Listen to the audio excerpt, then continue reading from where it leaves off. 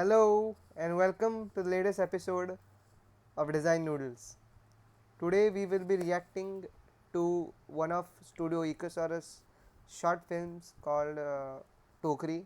It's actually the behind the scenes of that film, and it's been brought to us by Asha Bede, and I am Par Date, and welcome again to Design Noodles.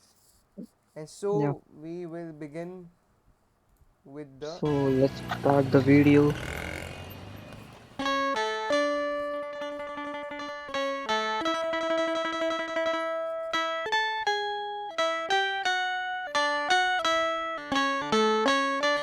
So realistic, like even the passengers in the bus. I didn't notice this while I was watching the film, but now, they just start off with the details. I mean, they have had to sit down and create this entire environment right from the you can see the light they are using on top left corner, like how they are, like there is this time lapse in this film in which they have to show from sunrise to set. huh. So you can see on the top left corner now Okay.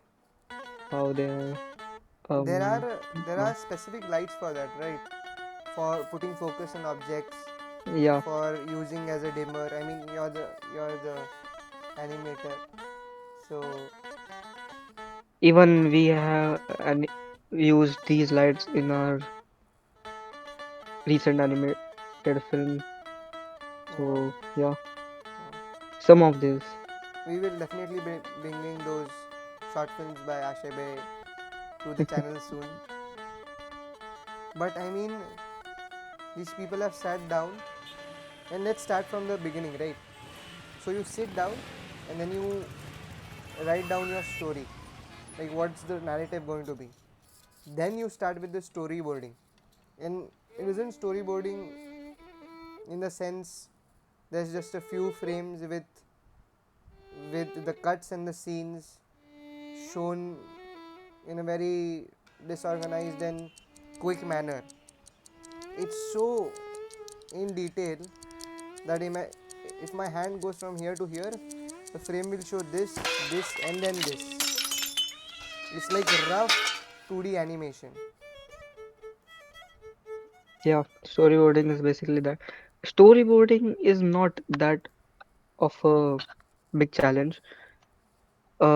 The idea is the big challenge, Hmm. what we come up with.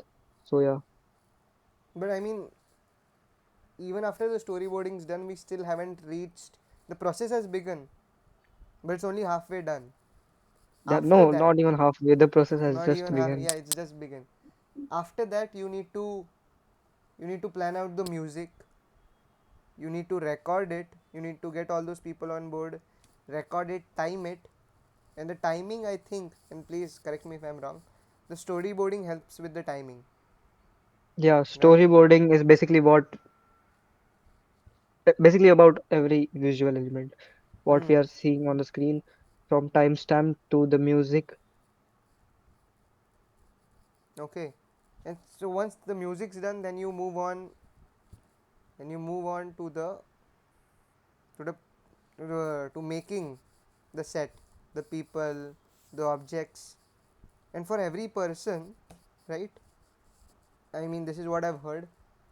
You have different faces for each person, and each of those faces depicts that person react has that person depicted in a different visual expression.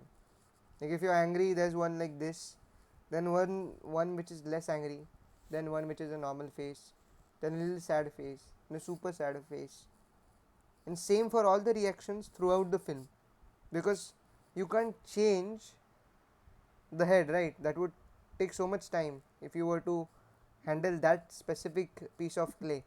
So you exchange that piece with the next head, the little sad head, then the next one which is super sad, and then Right. that makes the transition from a normal face to a sad face. And so That's that makes the character move they need. or facial expressions. Right.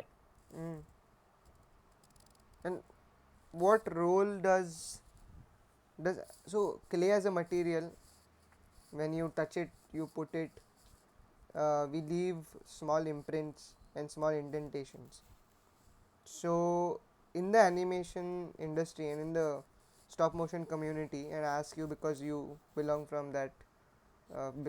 to that world, what is the take on those little ruffles that you see in each frame, where that those indentations on that clay, uh, is it something that you do purposefully, or it just happens, but since everybody likes that feel, you leave that in? It is mostly, if there is a repetitiveness, Hmm. then it is likely to be done intentionally. Okay. And if ideally big studios like Eeksaurus don't do these mistakes, if there is a repetitive movement or repetitive bump of on a certain character, or Hmm. the style is like that, so it is done intentionally. Intentionally. But Okay. ideally we don't see that in this film. Hmm. Hmm. Hmm. Okay. All right. Wow. So for, is that Abdul Kalam? Oh, nice. Yeah, Nice reference there. Hmm. Uh, so back to the question. For scenes like this, where you have a shot which is inside the house, you leave that part of the house open, right? In terms of like how people do when they shoot serials and series, Indian TV shops, where there's a set and there are only three walls and there's no wall on the fourth side. You shoot from that side. So I think that the same thing happens here. So basically ideally most of the walls are detachable. Ankur Bariko, hello there. Ideally most of the walls and most part of the set Hmm. is meant to be detachable so that we can Ah. record from every angle. Hmm. And like camera is a big object, Hmm. so yeah, we can't Okay. just slide in just a phone in there and we can record. Like we have to Hmm. get the Hmm. set Oh. detached. And And so there was yeah. something that you were mentioning about this film being inspired by a real location before we started this video. Yeah, What was that about? so for so um yeah, this film is inspired from this film's location is inspired from Mahim Station Road. Like it is a copy or a replica of Mahim Station Road. So all the Wow. buildings we see, all the shops we see, we might even see the clock shop, which is Hmm. one of the main attraction of the short film At the in actual Mahim location. on at the actual location, right? Whoa. So Wow. yeah, Okay. That's interesting. So they've had to even go. many Japanese anime do Hmm. these type of things. Like they like the set is an actual replica of an town or a Hmm. location. Like how they did with Doraemon. Yeah, Ah, yes, I have seen that house. I think at this point we you have have seen that house. gone on to the actual film, and we didn't realize that Oh, because we okay. were deep in discussion. Uh, so we will pause that video right there and come to our concluding statement, which will be given by Asher So Bere. I wanted to correct one more point.